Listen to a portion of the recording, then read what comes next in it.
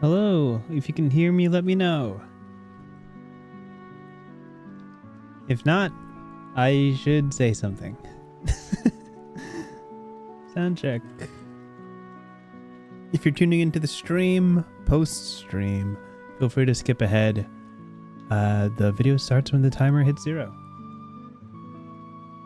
I am rushing to my computer right now because golly gee, I just got home from work.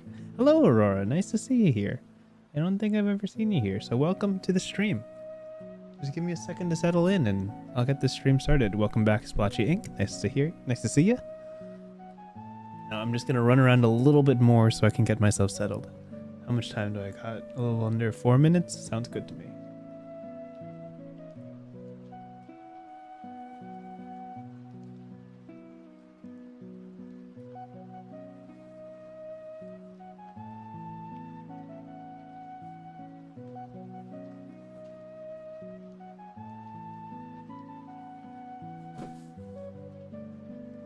Okay, let's see.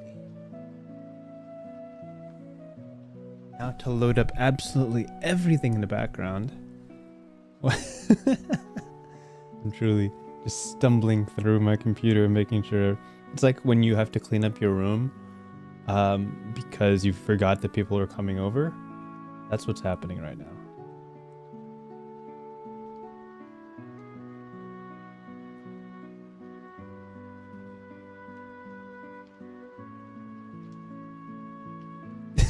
Okay, cool. Nice to have you here. That's fantastic. I'm glad you can make it. Truly, if you have to go to sleep, do not stay up. Every stream is saved on a VOD that you can watch later. So no pressure whatsoever. There's a surprising amount of people who tune in from across the pond that truly should not be awake when I'm streaming for their own health. But who am I to say you can't? No one. I'm no one. Okay, gotta load up all the PDFs.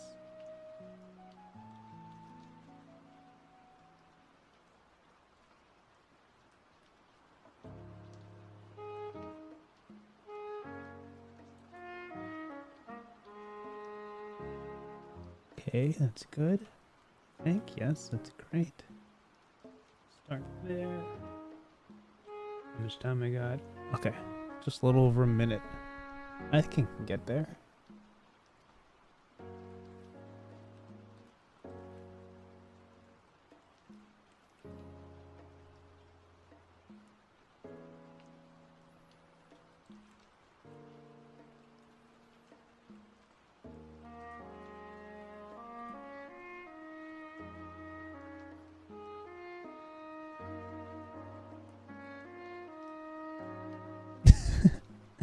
Glad to have you. Truly.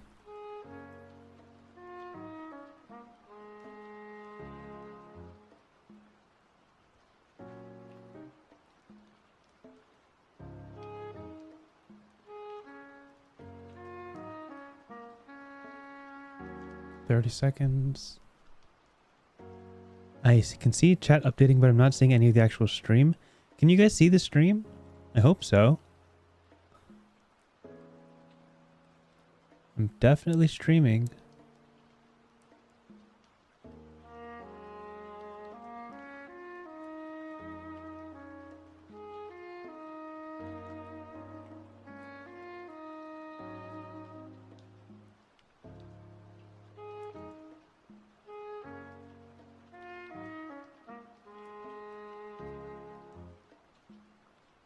Okay, we're good to go. Yeah.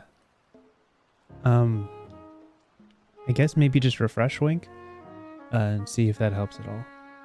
But with that said, I'm gonna go check real quick on my thingies over here.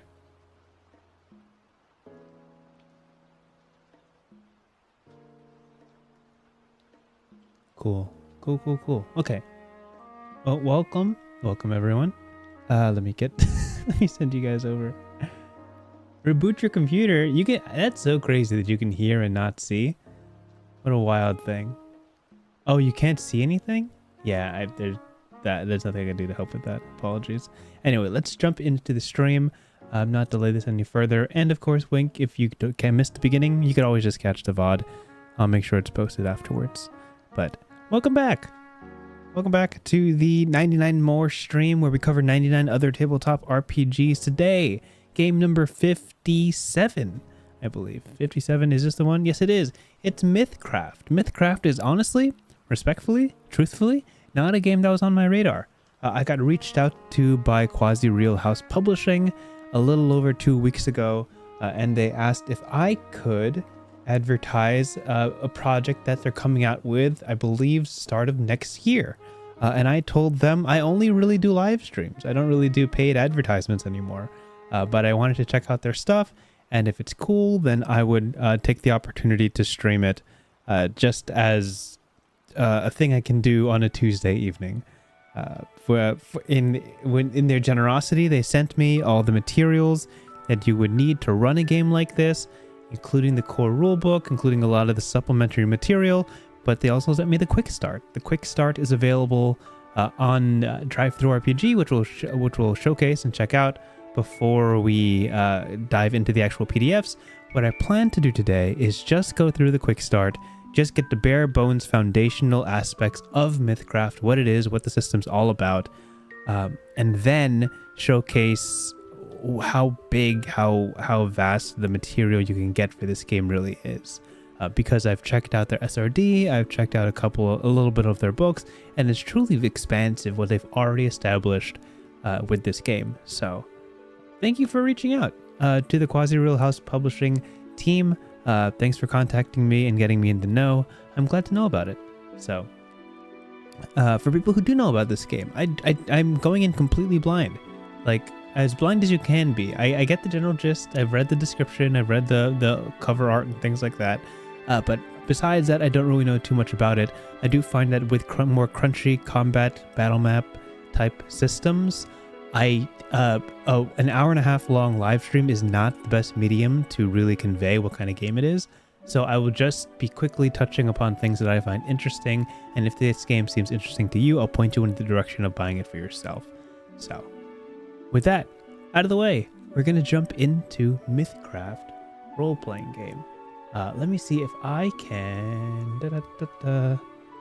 This is me stalling for time while I figure out where all the links are.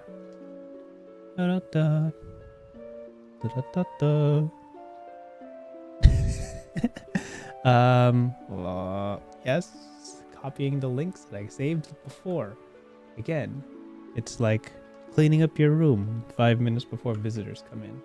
This should be fine.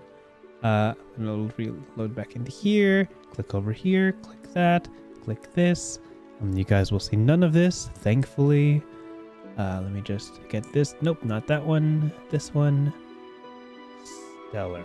I think this is it. Okay.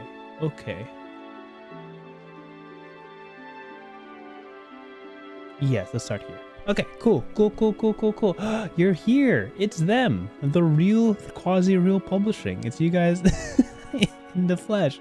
Thank you guys for making it. Again, welcome to all the familiar faces. The QB Master, Winkchin, Splotchy Inc., Thumper. You guys are all the regulars, so thank you for being here. Aurora, thank you for staying up for this stream. Let's get into it. So let's start with what you can see first and foremost.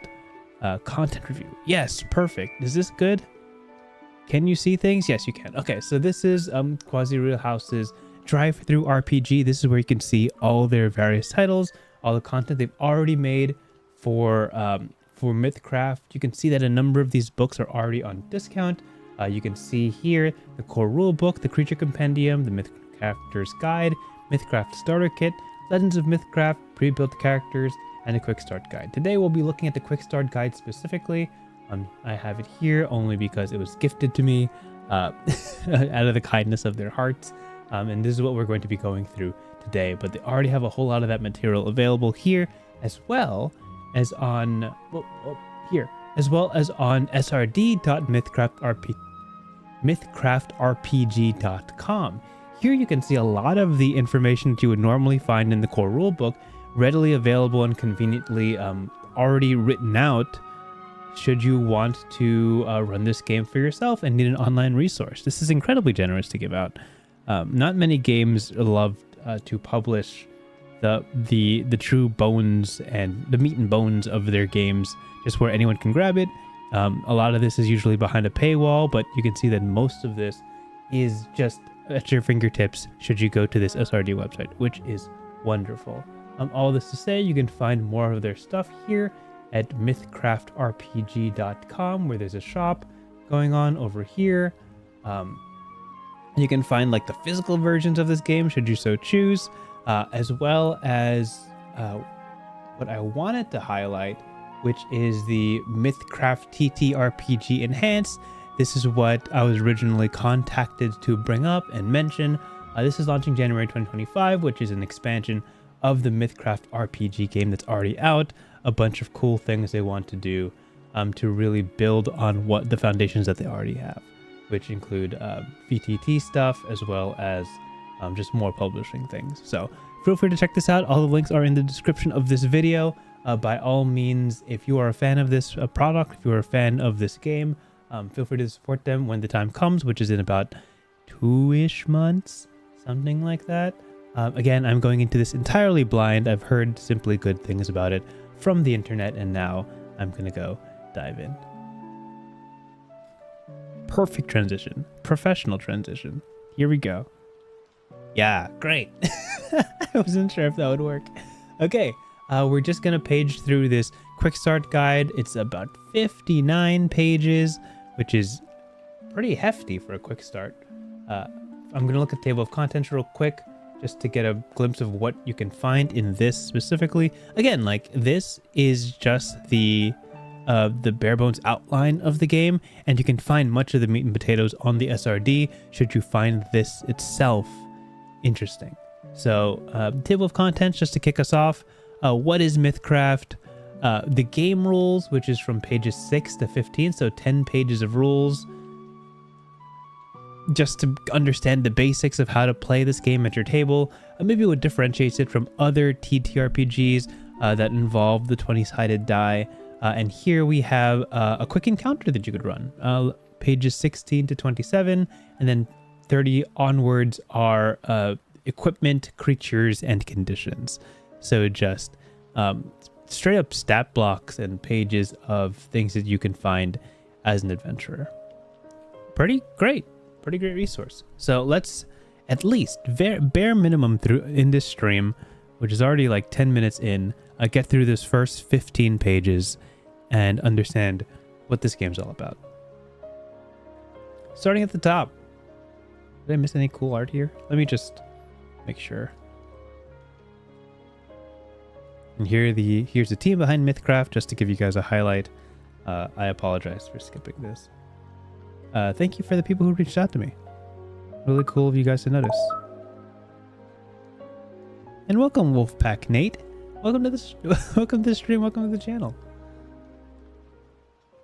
All right, here we go.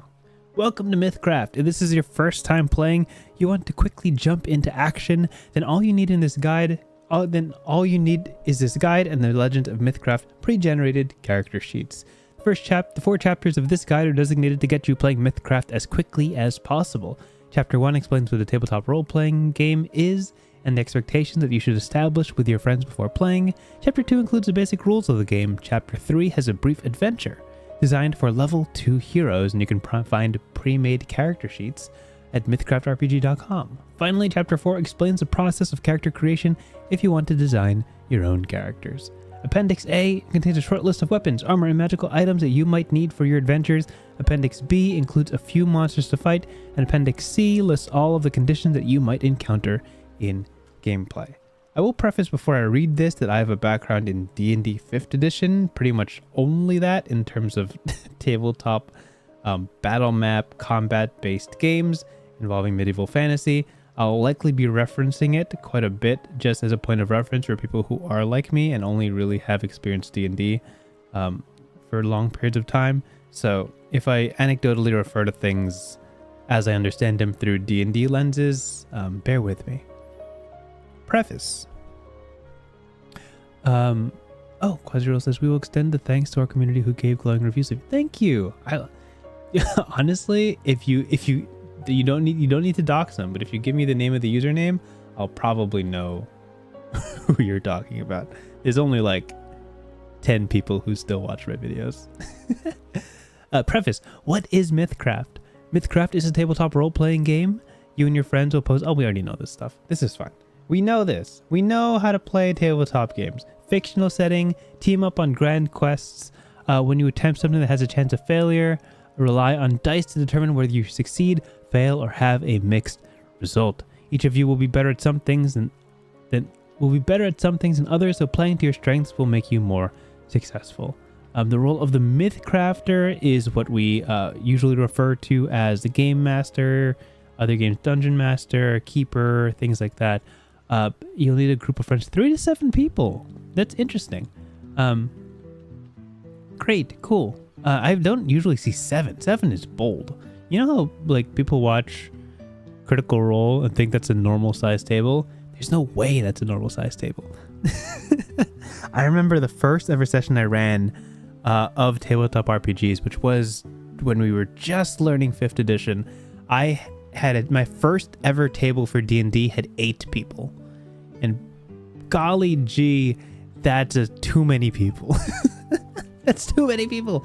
Well, I think it was 6 plus 2 in the second session to 8, and I was brave. I've learned my lesson. Now I prefer like 3 to 4, but know that this game can involve 3 to 7 people. The MythCrafter, or MC, I like that. The MC is narrators, explain the story at hand, referee for rules, and they play monsters and non-player characters. Pencils, erasers, and at least one set of polyhedral dice. Important to know that MythCraft has a Discord server in case you guys want to organize online games or simply have more people who also play the same game as you. I find that games these days, tabletop RPGs, really thrive when there's an online community that backs it and supports it. So if you want more people to play with, check out that place. MythCraft Discord. I'm sure you can find it on their website. Okay, yes. So MythCrafter is a rules referee, main villain, and a whole host of supporting characters. Great.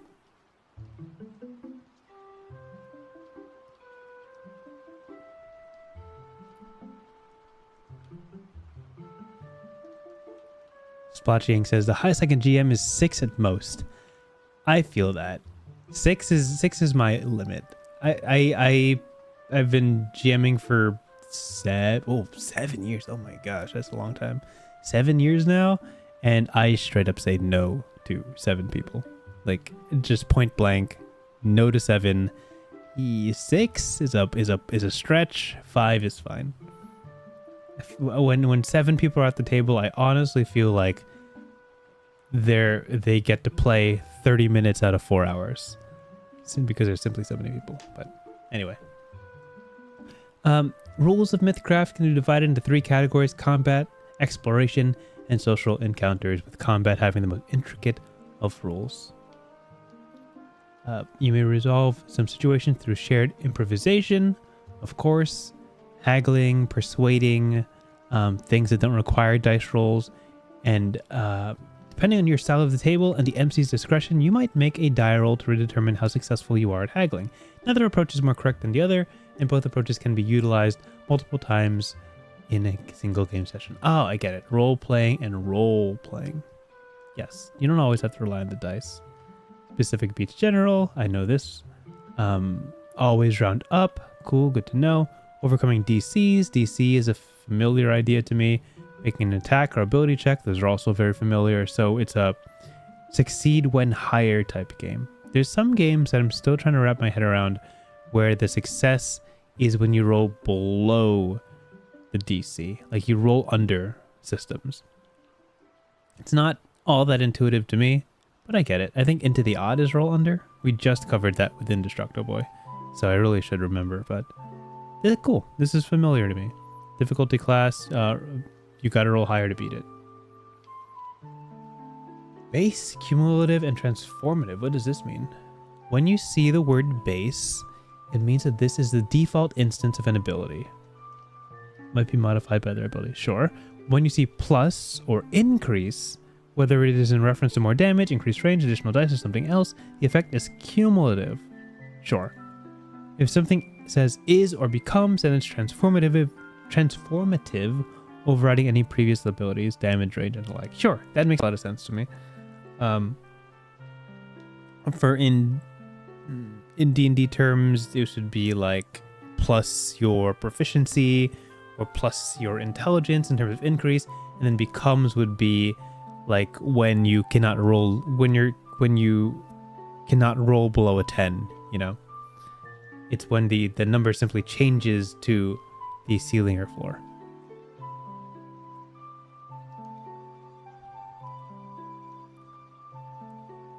Yeah. Splotchy ink. Like, I get it. I get the roll under system. It's just not what I've been doing for most of my tabletop career.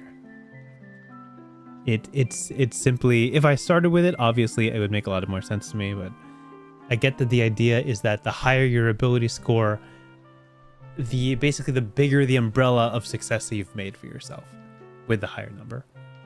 Recharging abilities is pretty clear. It says you regain these abilities after you catch your breath, recoup, or take a rest. I don't know what any of these mean yet. So these are terms to look out for in the future.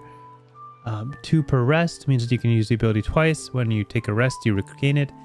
AWR/recoup means that you can use the ability a number of times equal to your AWR. Okay, I don't know what this means yet, but I'm sure I will. And then recoup. So the goal moving forward as we're reading this quick start is to learn these keywords, which is the difference between rest and recoup and what AWR means, which I'm sure we'll learn about soon. The 8 attributes. Your abilities as a hero in MythCraft revolve around 8 attributes, which represent how good you are at various tasks. There are 3 physical, 3 mental, and 2 metaphysical. Okay, metaphysical attributes. Each attribute has a number ascribed to it, which reflects how good you are at using that attribute. This ranges from a -3, terrible, to a +12, legendary. This ranges from a -3, terrible, to a +12. Legendary. Dang, +12 is huge. An average untamed trained human has a 0 in a given attribute. Sure. Let me just catch up on chat.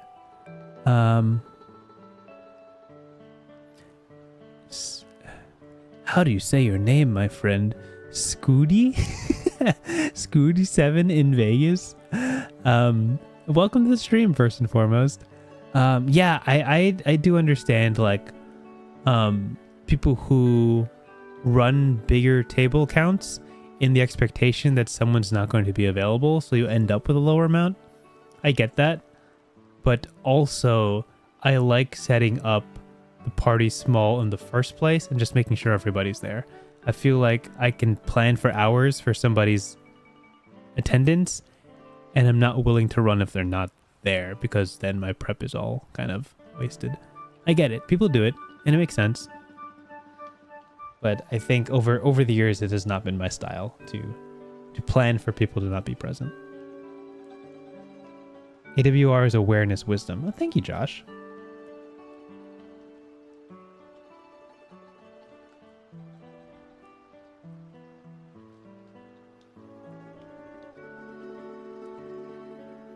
Okay, here we go.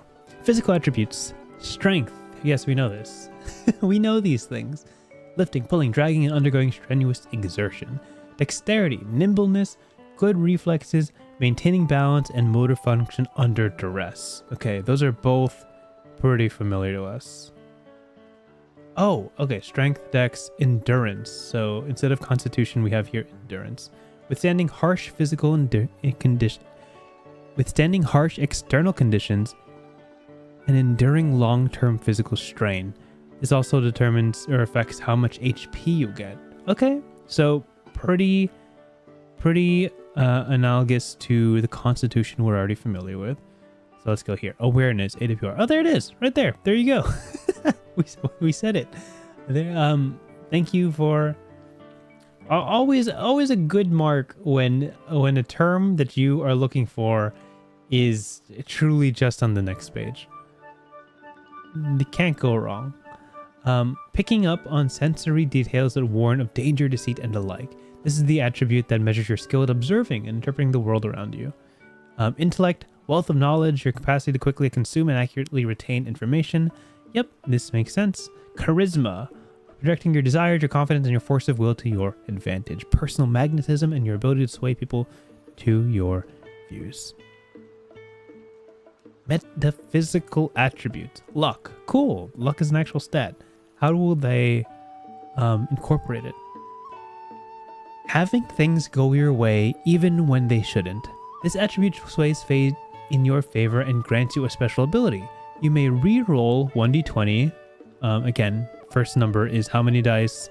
Second number is size of dice that you rolled if you are unsatisfied with the result.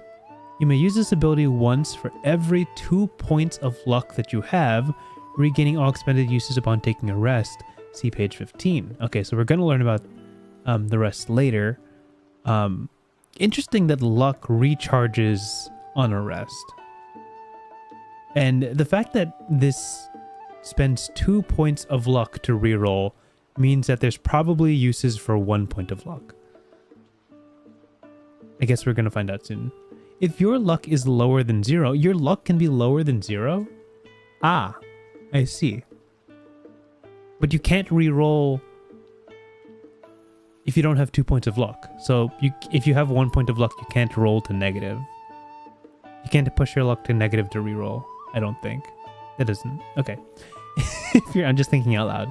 If your luck is lower than 0, you can never crit, and you subtract your luck from every d20 roll that you make. Oh, crazy.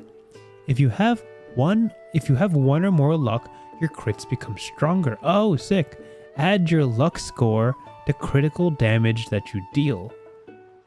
Furthermore, if you have 6 or more luck, your crit range increases by 1, e.g. from 20 to 19 to 20, and if you have 12 luck, your crit range increases by 1 more. Your crit range can never exceed 16 to 20.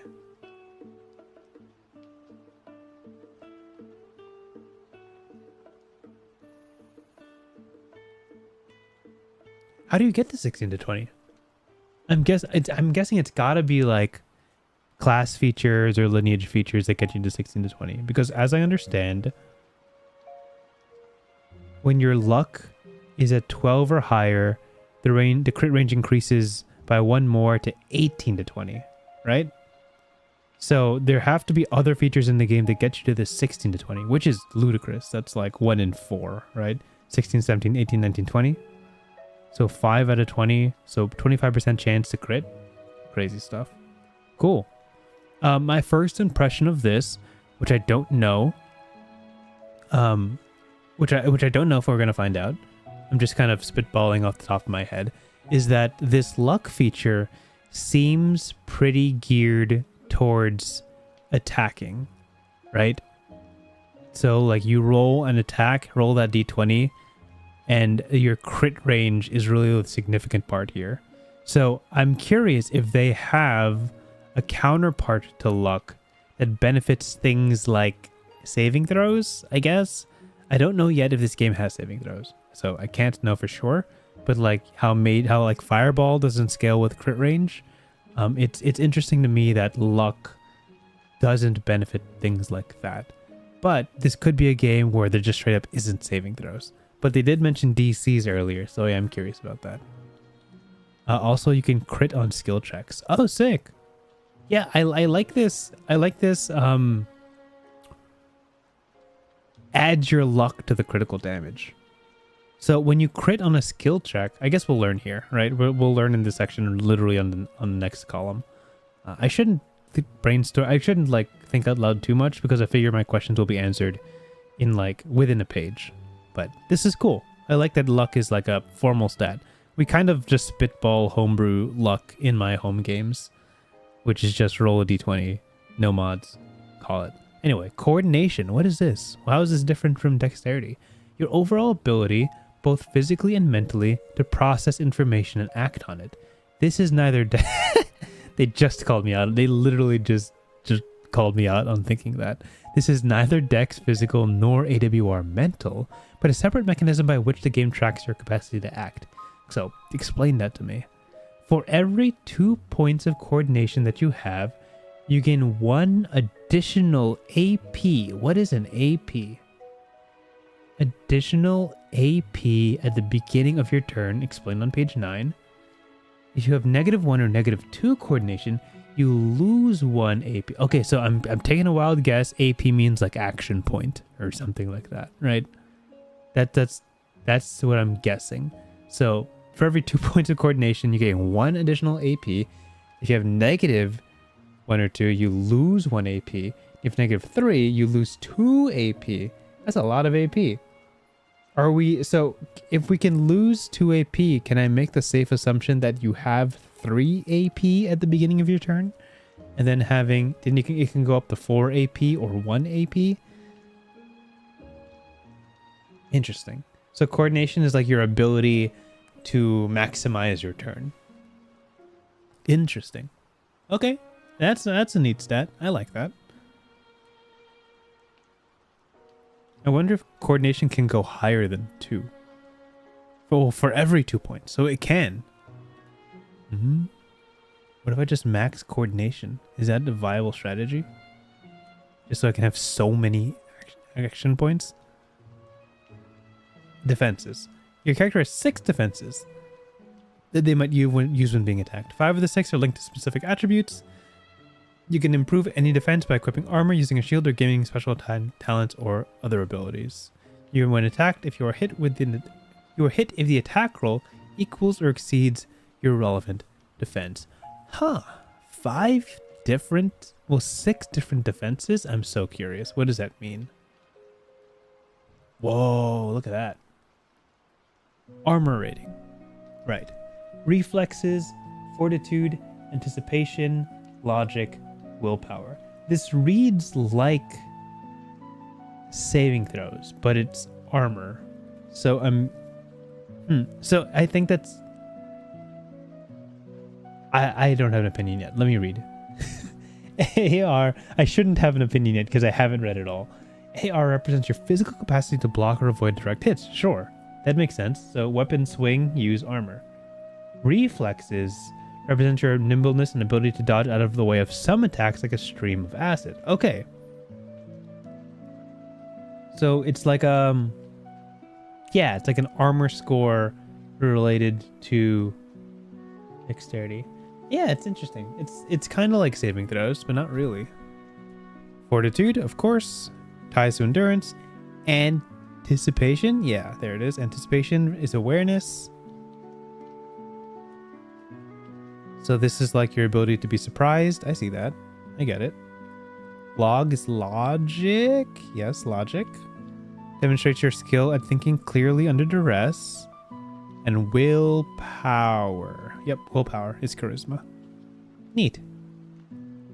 So no saving throws, Aurora says. Great. So attacks just target those defenses. That's good. How...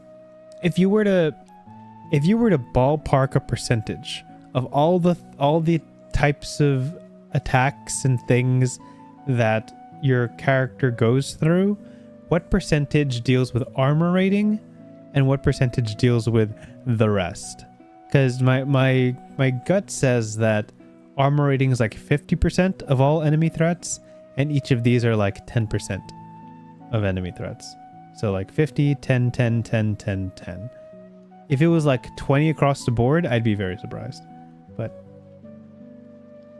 my guess is like armor rating is the most important and the most generic, and the rest of these happen a little more sparingly. But, just spitballing here. Skills. When you attempt something that comes with a chance of failure or negative outcome, your MC might ask you to make an attribute check. Quasi-real. The people themselves.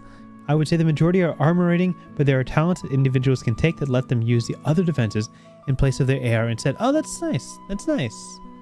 Yeah, that's the vibe I got. I feel like if I have a low armor but a high logic, I think it would be really cool if I could use logic to avoid weapon attacks versus my leather armor, you know?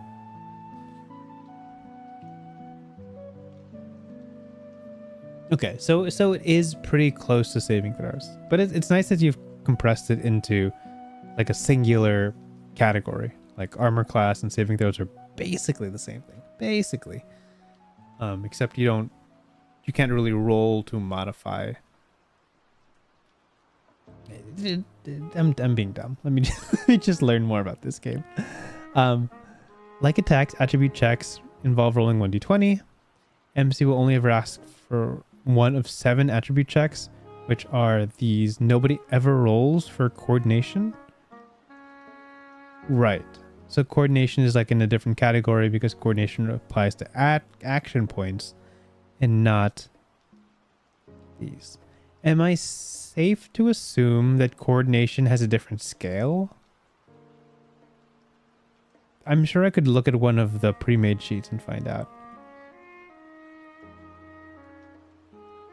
Yeah, I guess it doesn't make sense to like roll a d20 plus your coordination. When would you ever like roll for coordination? It makes sense to me.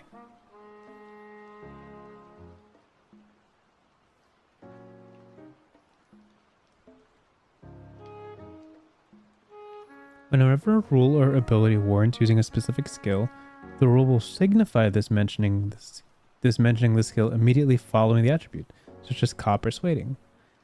A creature without the persuading skill can still attempt a check, simply rolling Ka. Yes, that makes sense. Yes. So you can like, so it's not, there's no, they don't call it proficiency. They just say you have it or you don't. So a creature without the persuading skill. Got it. Okay.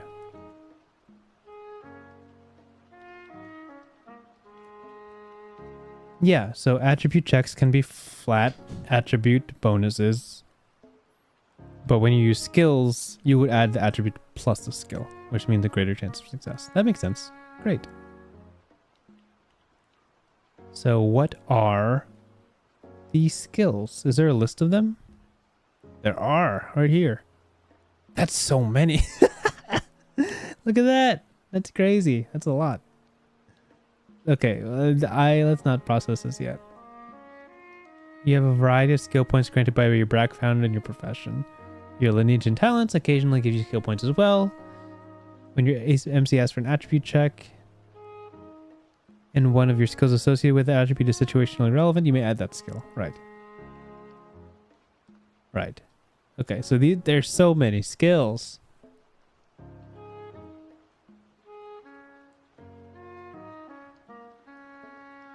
Applied force is a great way of saying it.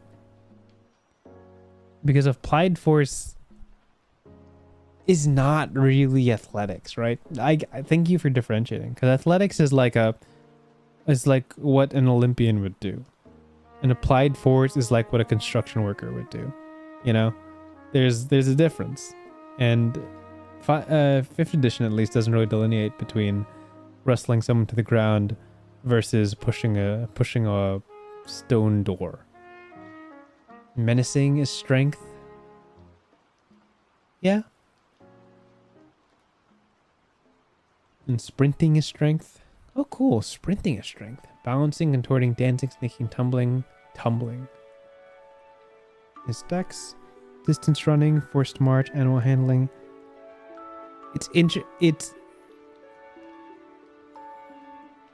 I'm sure they're a lot of these are like situationally important, because obviously I see all of these different professions over here, so like obviously these aren't equally as important as the ones above and more of a specialization, but it's really funny to say like, hey, I'm really good at forced march, you know? That is something I specialized in, being forcefully marched. But yeah, that does make sense that it falls under endurance. Awareness. Yeah, these are cool. Foraging is cool.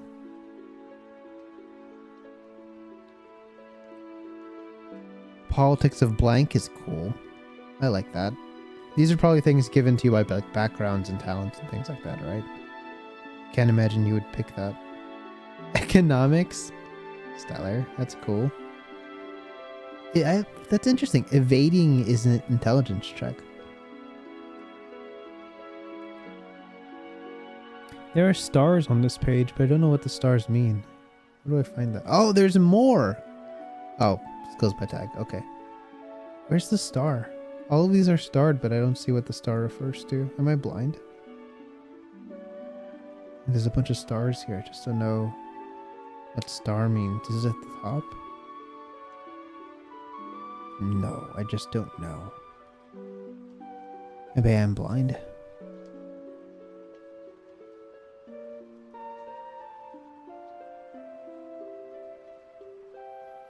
Circumstantial bonus.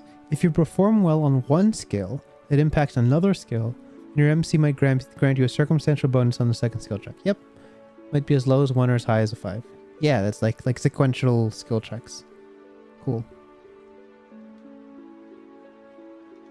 It means they need tools. Oh, okay. Yeah, thank you. Yeah, that makes a lot of sense. So like you would roll these only if you had the appropriate tools to tap into your skills. That makes sense. Complete list of skills. Great. So these are organized by tag. If you gain an ability that lets you gain a skill with a specific tag, check the table to see your options. Each skill is first organized by attribute, then by tag. Skills are described in more detail after these tables, though these descriptions are not comprehensive, and your MC may allow other applications of these skills if you come up with creative ideas. That's cool. So I understand skills by attribute. This all makes a lot of sense. Skills by tag is interesting. So I'm imagining that like somewhere down the line, there's like, hey, for this talent, pick a skill in observation, right? And in observation, you get appraising, eavesdropping, intuiting, investigating, and perceiving. All of these apply to different attributes. That's neat. I think that's cool. D&D doesn't really have a one-to-one of this. They have like tool, instrument, game. And those are basically their tags, right? But these are different and more thorough. I like this. This is nice. Cool. Subterfuge. SAT word right here. Disguising, evading, foraging, lockpicking, sleight of hand. Very cool. So like stamina, right? Stamina, distance running and force march is endurance, but menace is strength. But those are both tags under stamina, which is cool.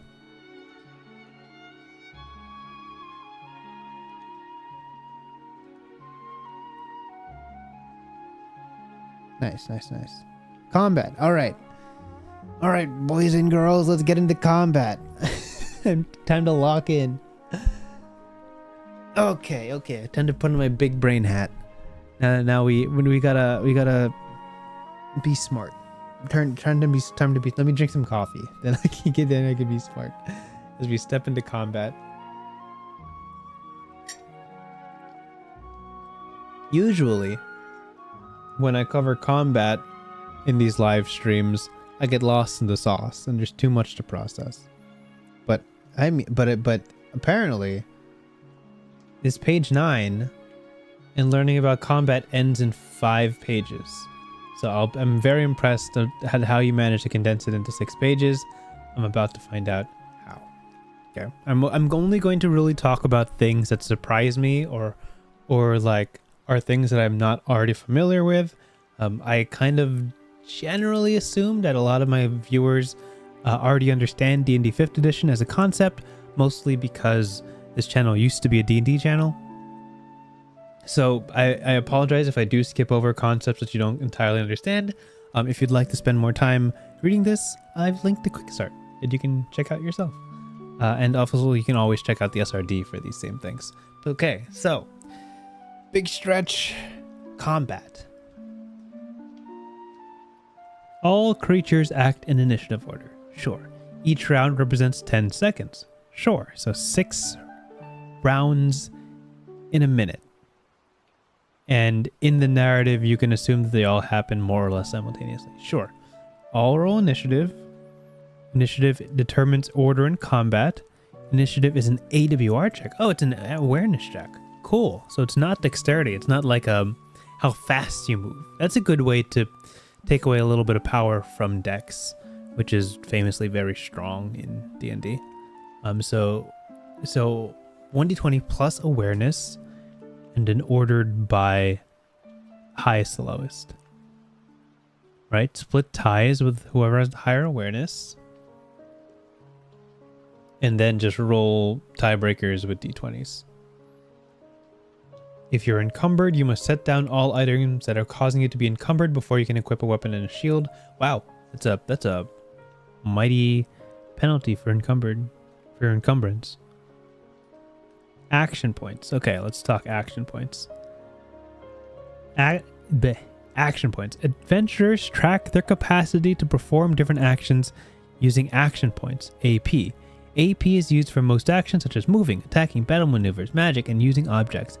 The action point cost, APC of an action, varies depending on how much effort that action would take. I'm familiar with action points from Pathfinder. I don't play Pathfinder, but I do like their 3-action system. I do enjoy that, and I think it's way more intuitive than action, bonus action, free movement. I think it's way cleaner, so much cleaner. But I mean, I'm glad this system utilizes it. At the start of your turn, you gain 3 AP and then gain additional AP based on your coordination. If you have any reactive AP, ooh, special term here. If you have any reactive AP, you may add some of it to your new pool of AP. Okay, so this is the amount of coordination you can have. So max 12 plus 6 action points. You can get a plus 6 action points, so a total of 9 action points in a turn. That's insane. What does that look like? What build do I need to get 12 coordination plus 6 action points? That's monstrous. My turn would never end. 9 actions? Crazy. You may spend your AP as you deem appropriate. I sure will. Any AP that you do not spend during your turn becomes reactive AP, which you can spend during the round of combat before the start. Oh, okay. Which you can spend during the round of combat before the start of your next turn. Sure. So if you don't, it's like a ready action. If you don't spend an action point, you have a full round to use it as reactive AP. And I'm guessing there's some abilities or actions you can only use as a reactive AP. Is my assumption. Unless they all can, which would be very impressive. And I don't know how that works. To be fair, most stuff takes multiple APs. Thank you. It's a call back down to earth for me. When you start your turn, you can carry over a finite amount of reactive AP. You can retain no more reactive AP than half your level plus 1. Huh. Oh, okay. This is an easy way to get 12. Not an easy way, but a better way to get 12. Half your level plus 1. At the start of your turn, you can add this remaining reactive AP to your new pool of AP. So, say you're a level 6 character. On your turn, you do nothing. So, you do nothing on your turn, which means you have 3 AP. Assuming 0 coordination, you have 3 AP that sticks around. If you do nothing on your turn as a level 6 character, that 3 AP becomes reactive AP, and you can spend throughout the round leading to your turn. And if you don't do anything with your reactive AP, you can bring to your next turn or add on to your next turn half your level plus 1, which is 6 divided by 3 plus 1, up to 4. You only have 3, so it would be the 3 base AP plus the 3 carried over reactive AP to have 6 on that next turn. That seems fair. That makes sense. Yeah, how cool is that? I like that. I like the idea that, like, because I feel like this is a direct answer to feeling like there's nothing to do on your turn, you know? Like sometimes you're just in the wrong spot, or there's nothing to hit, or the boss needs 2 more turns to charge up in his invincible barrier bubble, and there's nothing for you to do, right? So I like the idea that turns that feel dead can make the next turn feel more impactful. I like this. I like this is neat. I like the system. And look, they gave an example basically just like ours. Fantastic. Okay, cool. I dig reactive AP. I dig like rollover AP, I guess.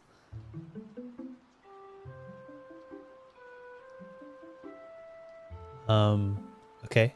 Special AP that follows special rules. You can only ever have one source of special AP. Cool. I'm sure that's very specific, and I don't know about it yet, but that's a cool way to support somebody if you just have additional AP. Oh, so like for example, rage AP, full-on assumption is something that a berserker can do. They could gain an action point specifically only to attack or move forward or something like that. That would be an example of a special AP. I don't know what it is, but that's my guess. Actions cost varying amounts of AP. Yep, cool. And you can spend AP on the same action multiple times in a turn.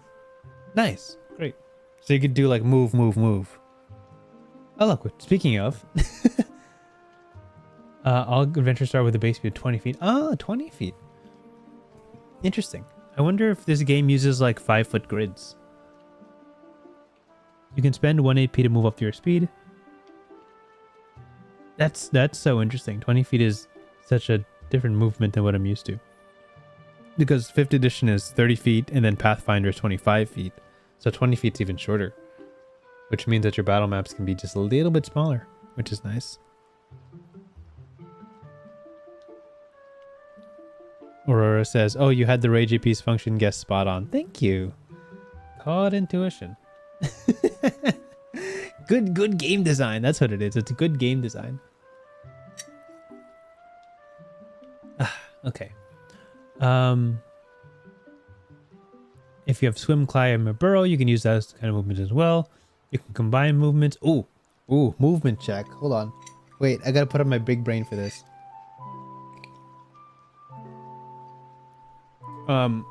Most D&D tables house rule this to be much less confusing, but boy, do multiple movement speed types get really confusing when you're trying to calculate how far your character can move. Like if your character has, in D&D specifically, if your character has 30 walk, 40 swim, 60 fly, the amount you can move in a turn gets really messy and unintuitive. And I've never liked how D&D handles it because it's dumb and it can be better. So this is the test. Can you handle multiple move speeds in your system? If you have a swim, if you have a climb, swim, fly, or burrow speed, that means you can do those kinds of movements as well. If you combine movements, say you run, then fly over a trench, then keep running, you use the largest movement number for your total movement instead of adding them together, and cannot move more than your maximum speed in any specific type of movement. For example, if you have 20 speed 20, swim 20, and fly 30, then for 1 AP you can run 10 feet, swim 10 feet, and fly 10 feet. You cannot swim 30 feet. Nailed it. Absolutely nailed it. That's exactly it. That's exactly it. You don't believe me and think when I say that 5e is not this. It's not this. So that makes the most sense, right? If my fly speed is 60 and my swim speed is 40 and my walk speed is 30, you can move 60 feet in a turn and alternate whatever speed you're using as much as you want, as long as you never exceed the maximum distance of your maximum speed and you do not exceed any of the individual maximums of each variation of speed. That just makes sense. Oh my gosh, I haven't made D&D videos in a long time, but that is my biggest gripe. The way D&D does it is that every time you take 5 feet of movement, you subtract 5 feet from every movement speed you have, even if you don't use it. So if you have 10 swim and 60 fly, if you fly for 10 feet, that also exhausts your 10 swim speed, which is dumb because you didn't swim, right? Like, that makes no sense. That could go on a whole tangent about that, but this episode's not about 5e. But thank you. This is such a, oh my god. I wish I could copy this down right here and just frame it so I can use it for my D&D tables. I remember I was gonna make, like, a year ago. Oh, this is such a tangent. I'm so sorry, guys. I was gonna make a video all about movement speed in D&D like a year ago. No, more than a year ago, because, you know, OGL happened in 2023. So like 2 years ago, I was gonna make a whole movement speed video because oneD&D made an attempt to fix movement and they didn't. And it was dumb. Like, their solution to their dumb movement speed was also dumb. And I was like, how do you word this that it makes sense to swim, fly, and walk all alternating with each other as much as you want without without compromising like the different numbers. And this is so good. Oh my god. I wish I could. I'm gonna screenshot this and use this in my 5e games because this is so good. Thank you for getting this right. Quasi real. This is right. I usually I say things are an opinion. Usually I say, hey, this is my opinion, and you can have your own opinion, but this is objectively right. Objectively. Oh, Splotchy, don't get me started on D&D jump rules. Don't do it. Don't do it. That's a mess and a half.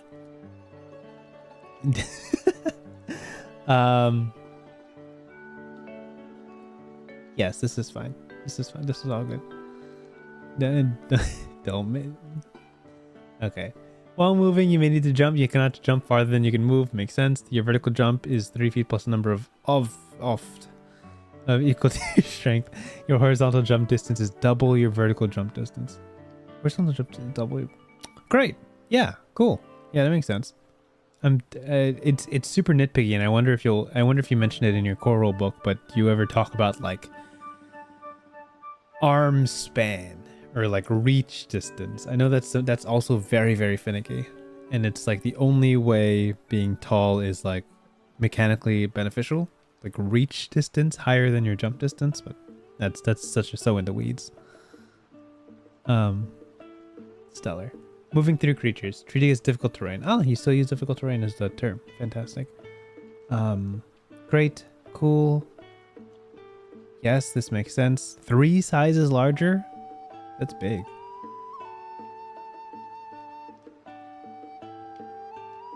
Yeah, cool. Okay. That's a cool decision.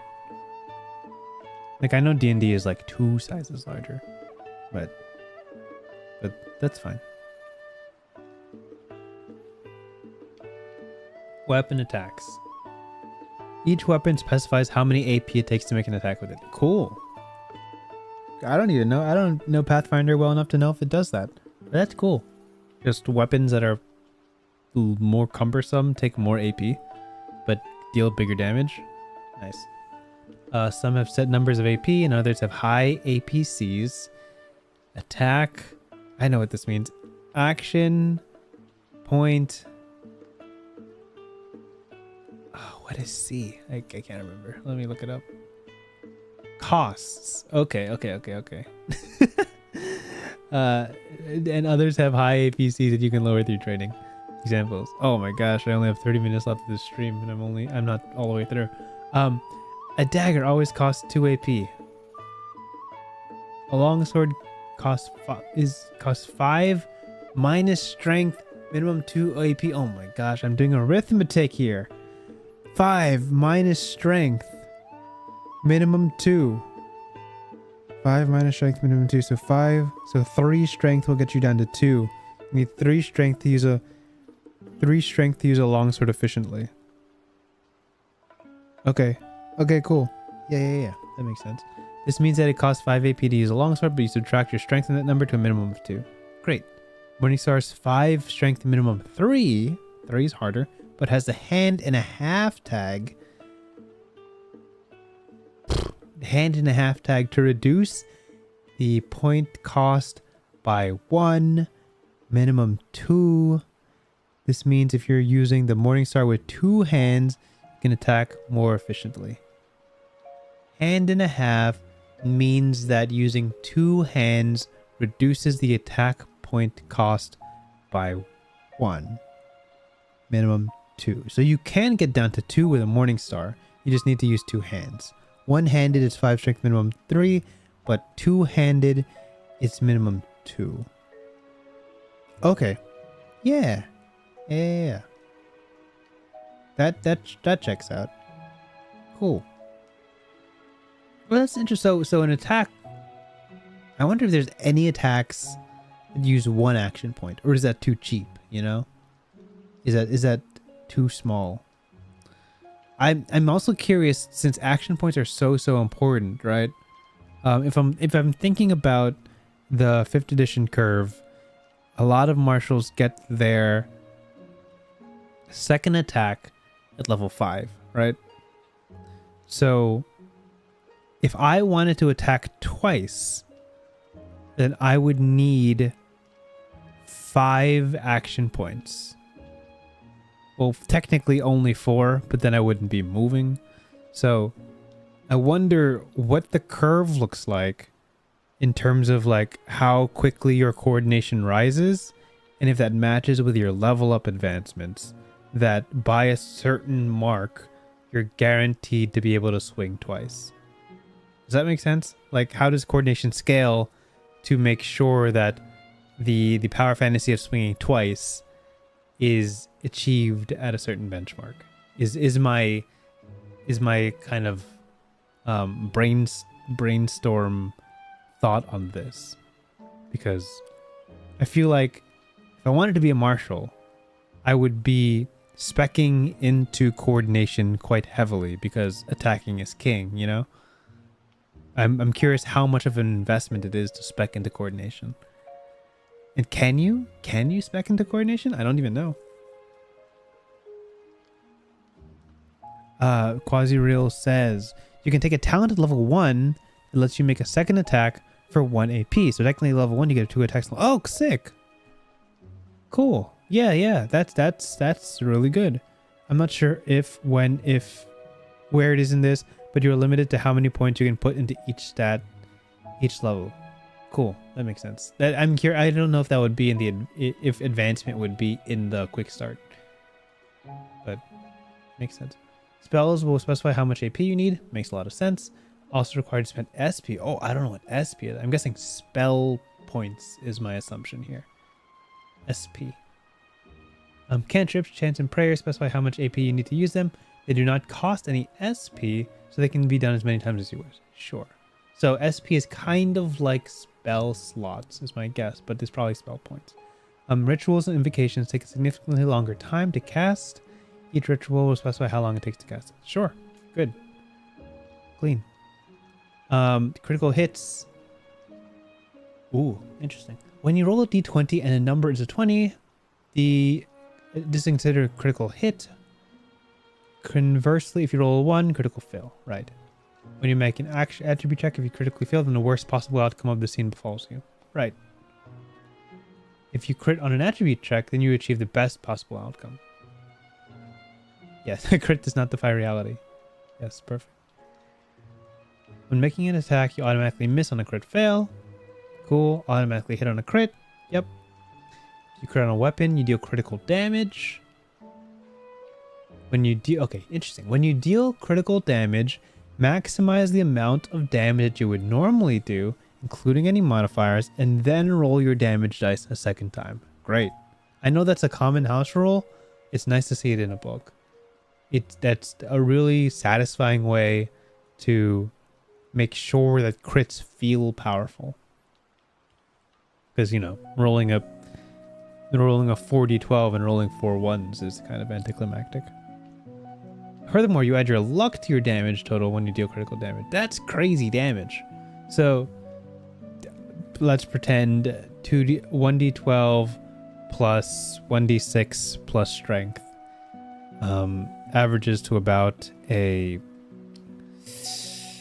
7 plus 3-ish plus 3-ish, like a 13 if you with plus 3 strength, right?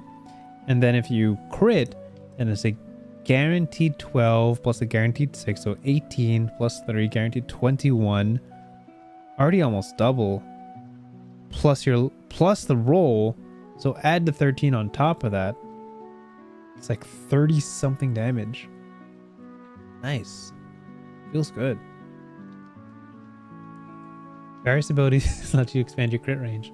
I like this house rule. I don't use it, but I like this house rule. I really do. Various abilities expand your crit range. That means if you crit on a lower d20 roll, right, like the fighter ability, allows you to crit more frequently, and you can crit on rolls of 19 or 20. Yep. Massive damage. If you take damage that would reach negative HP equal to your maximum, take 4 death points. Ooh, new term. Death points. I don't know what death points mean, but apparently you can get 4 of them and still kind of be alive. Range attacks in melee. You suffer 1 TD. Can we guess what TD means? If a range attack is made in melee, you suffer 1 TD.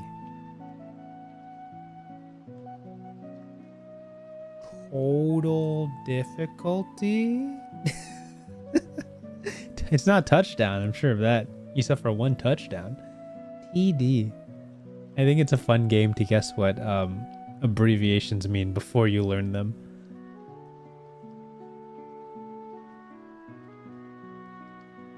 You suffer 1 temporary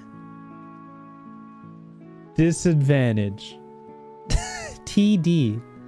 Okay, we'll see. CPH, actually I want to know. Tactical disadvantage. Dang it. Nate, so close. What did I say? Something temporary disadvantage. I said total. Dang. Okay, I was close. 50 points credit for me. Maneuvers. Dodge. Boosts your armor. Great. Drop prone. Prone condition. Grapple. I love grappling, so let's find out what this is about. You may attempt to grapple a creature. Make a strength or dex attack roll against the creature's ref or fort. I forgot what ref is. Fortitude, I know is fort. If you hit, they're grappled. Great. Cool. Very simple. Hide. When you're concealed, rolling dex thinking against your awareness. On success, you're unseen, which is a benefit. Shove. Strength versus their fortitude. Push them 5 feet. Great. Stand from being prone. Great. Trip. So shove is 2. Grapple is 2. Dropping prone is free. Dodge is 2. Makes sense. You can't really dodge and attack on the same turn. You can attack and hide. That's 2 plus 1. You can't trip. Trip is like an attack, so that's fair. Stand. Okay. 1 AP to stand. That's costly. What is it to move? Is moving is 1 AP, right? Yeah, we already talked about that. Moving is 1 AP. So you can either stand or you can move for 1 AP. I guess you could do both if you don't attack. You could do stand, move, hide, all in one. Reflex. Thank you. Thank you, Nate. Advanced maneuvers. So this is something you gain from your talent or your lineage. Great. Disarm. Exploit. Oh, what is this? Exploit. When a creature within your melee reach does one of the following actions, so moves out of your weapon's reach, administers a potion, or makes a ranged attack, you may spend AP to make an attack against that creature immediately. The amount of AP you must spend equals the normal AP you would spend to make an attack with that weapon on your turn. So it's like opportunity attack. But you spend your reactive AP to do it, right? Because it's not necessarily on your turn. Neat. So, oh cool. So you can do this when someone's drinking a potion. Just kind of like a moment of weakness. Just kind of stab them while they're drinking. Ooh, flanking. How does this play out? The flanking condition is achieved when two friendly targets threaten a border or a corner opposite with one another. Okay. But if the creature is larger than 1 square or has a reach of more than 5 feet, it counts as the flanking condition if it threatens a space on the opposite border or corner from an enemy creature.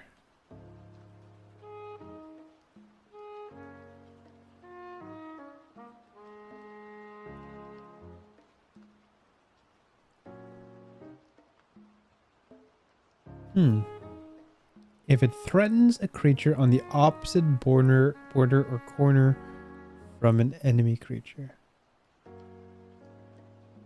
You are only considered to threaten a square if you're able to attack that square. A prone creature can flank, for example, but an unconscious creature cannot. So you have to threaten. You have to threaten a square, and your ally also has to threaten a square. And they have to be on the opposite border or corner. Okay, yeah, makes sense to me. And then flanking is something I'm assuming defined later on in the reference guide. Cover, cool. I understand cover in general. Miscellaneous actions cost 1 AP, but some might cost 0. Yep, great. I think we'll buzz past these. I was really curious on the attacking mechanisms. Damage is okay. I can't really gauge how big numbers are at a glance in this game, but that's fine. If you hit with damage, if you hit with an attack or a spell, you deal damage. Yep. Damage types: blunt, sharp, cold, corrosive, electric, fire, toxic, necrotic, psychic, radiant, sonic. Nice. Shield HP. This is like temp HP. I wonder. Yeah, this seems like temp HP. Resistance.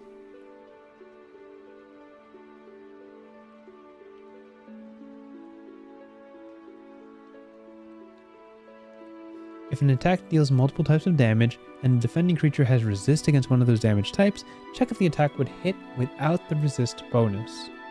If it would, check if the attack would hit with the resist bonus. The attack would still hit, and the defending creature takes all the damage. But if the attacker would miss if resist applies, then the defending creature only takes the damage if they do not resist. Oh, interesting. So the resist has a chance to raise the threshold and dodge all of that type of damage if it raises your defenses high enough. And that's pretty neat.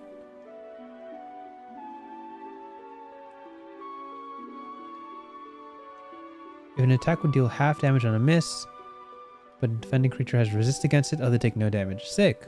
That's pretty good.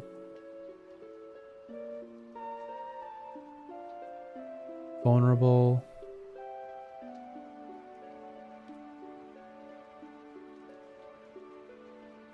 Oh, interesting. Vulnerable increases the crit range. And subtracts from their defenses.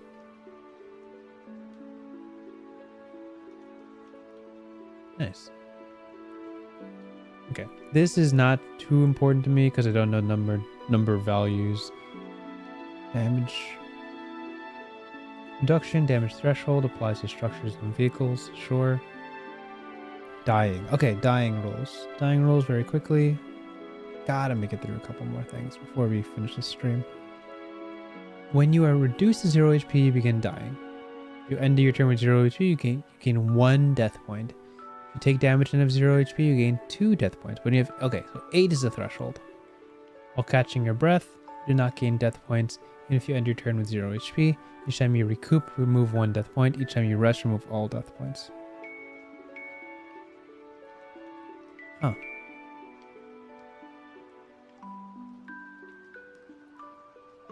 Are you still active during this? Like, do you still move? It seems like you're still kind of sort of active as you're gaining death points.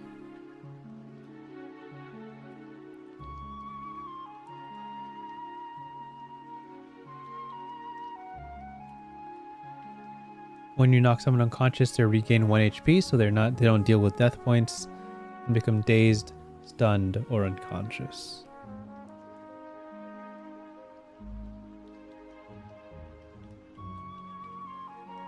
You can still act as normal. Ooh, interesting. So death points can kind of a last stand type thing. Like you can keep gaining death points even as you... Got it. Sick. Yeah, that's really cool. So you're not really like rubber banding from life and death like you would in 5e. You just kind of fight until you're dead.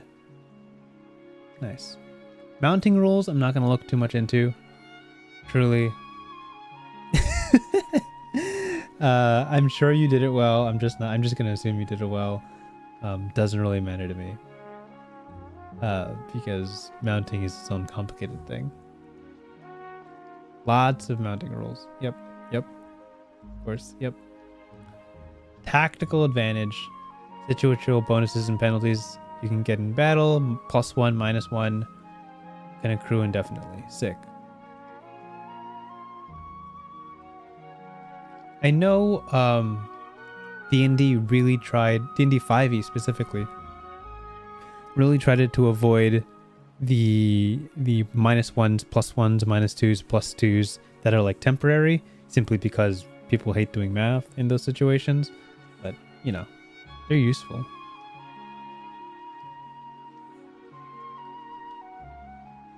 Conditions, yep, I know about conditions. Creature sizes, cool. Typical reach, typical height and length. I like how this is. Large, long, yes. Yes. What a novel idea. I like this. Large, tall, I like this. This is fun. Because not all creatures are round blobs and circles. If I want to make a super long snake and I want people to battle a snake, it's not gargantuan. It's like 5 by 20. It's different. I like that you've delineated this. That's really cool. Catching your breath is 5 minutes. And you can stop dying if you catch your breath for 5 minutes. Cool. Recoup is 1 hour. Nice. And you cover 1/4 of your maximum HP.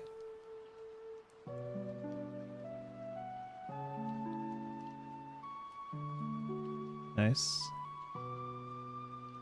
Then take a rest is the long one. So long rest, short rest, kind of. It's a little different. And then catch your breath is 5 minutes, which simply just stops bleeding. Great. All death points are removed at a long rest. Great. Okay, cool. Sustenance, encumbrance, magic items. Great. Okay, so that's the quick start. That's the basic rules. Seems clean. Seems good. Honestly, as somebody who still has a bunch of friends that play 5e, a lot of these rules can be ported right over and are a clear improvement over many of the 5e rulings. I like how a lot of this game feels like they understand the frustrations that players have with the D&D system, some that exist. I do feel like action points are a little more crunchy than how D&D feels and how D&D runs, but Pathfinder uses it to great effect. And once you get past the idea of like calculating action points, in terms of skill expression, it's much more fluid. It's much more effective. And as somebody who looks at combat tabletop RPG systems as a medium for skill expression and creative expression, I love action points. I think it's so much more engaging as a mental exercise, which I really enjoy. It might take longer to learn. It might be harder to onboard, and it's certainly a choice, but I do like it. Yeah, great, fantastic first impression. I have not seen too much of MythCraft until this point, but I do like the things that you've changed. I think that there's certainly things that are a preference, and not a clear improvement over what I personally enjoy in 5th edition, but I see where you're coming from and I do like it. I think this weapon attacks thing is actually really novel. How you can manipulate how much action points something costs by like what you spec into in terms of tags and things like that. Neat. Cool. This is so thorough. And there's all in this, you can already find some sort of module that you could run for your friends if you want to run this at like a con, or you just want to introduce them to the system. Really cool. Yeah, this is great. As I end this stream, because I only have like 5 minutes more of this before I gotta clock out. There's a bunch of monster stats in here. There is also, for people who want more resources to tap into when running this, Legends of MythCraft is a resource where you have 10 pre-built characters where all these characters are simply already made and you can just pick it up and run with it. So you don't have to spend time during character creation if it takes too long. And of course, if you go to, as I said before, at the top of the stream, if you go to the SRD, this just has a ton. It has exactly what we read, but it also has lineages, backgrounds, professions, talents, magic, equipment. Just a whole lot of resources you can use for free. Very nice. You can go to their drive-through RPG just to find all of the books in their entirety. And of course, like, if you like this stuff, if you enjoy what you see here, if you enjoy the system and the mechanics and just the flavor of it all, do tune into this MythCraft TTRPG Enhanced coming through in January 2025. And that gives you an opportunity to support the team behind this. With that said, thank you for tuning in. Thank you for Quasi-Real Publishing for dropping by. It's so, it's such a compliment to me to reach out to me, to show this game and then show up in the stream. I feel like it's just a double whammy of respect, and I really, really appreciate that. So anyone watching the stream, please check them out. You can find them on multiple platforms. Just go to mythcraftrpg.com to learn more about all of this and all the platforms that they're on, and really check out what they're all about. So with that said, this was game, I believe, 57 of 99. We have, if I do math in my head really quickly, at 9:55 in the night, 42 more games to go. 42 more games to go for the 99 more tabletop RPG series. If any of you guys are at PAX Unplugged in Philly next month, I will be there. Look for my horns. I know I never show my face on the internet, but boy, do I meet a lot of people at these cons. So, for people going, see you there. For everybody else, thank you for tuning in. As always, I hope you have a wonderful time for the rest of the year. I know we're stepping into holiday season. Spend a lot of time with your family, friends. I hope you have a great, merry winter season. And see you probably next week. Goodbye.